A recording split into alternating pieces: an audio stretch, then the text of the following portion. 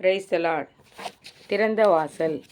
உனக்கு கொஞ்சம் பலன் இருந்தும் நீ என் நாமத்தை மறுதலியாமல் என் வசனத்தை கைக்கொண்டபடியினாலே இதோ திறந்த வாசலை உனக்கு முன்பாக வைத்திருக்கிறேன், அதை ஒருவனும் பூட்ட மாட்டான். வெளிப்படுத்தின விசேஷம் 3 அதிகாரம் 8 உங்களுக்கு ஒரு வாசலை தேவன் திறக்கப் போகிறார். இயேசு உங்களுக்காக திறந்தால் அதை ஒருவனும் பூட்ட முடியாது. உங்களை தேவன் ஆசீர்வதித்தால் அதை யாராலும் தடுக்க முடியாது.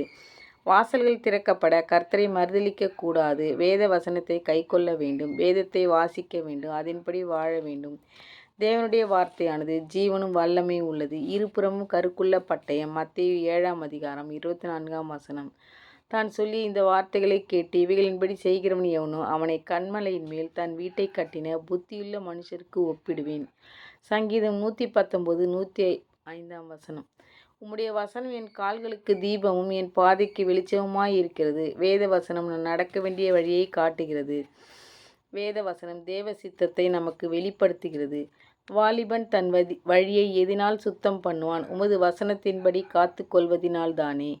சங்கீதம் 119 அதிகாரம் 9 வேத வசனம் வாலிபனின் பாவ வாழ்க்கையை மாற்றுகிறது. வசனம் சத்தியம். தேவனுடைய வாயிலிருந்து புறப்படுகிற ஒவ்வொரு வார்த்தையினால் பிழைப்பான் என்று எழுதப்பட்டு நமது கரங்களிலே கொடுக்கப்பட்டிருக்கிறது.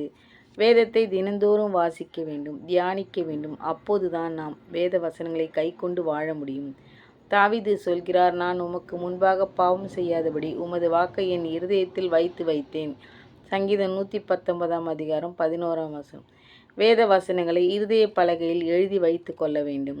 வேத வசனம் உங்களை மேன்மைப்படுத்தும், உங்கள் வாழ்க்கையை மாற்றும். வேத வசனம் தேனிலும் மதுரமானது. வாசிக்க வாசிக்க, தியானிக்க தியானிக்க உங்கள் வாழ்க்கையை மதுரமாக்கும். உங்கள் இருதயம் சமாதானத்தால் நிரப்பும்.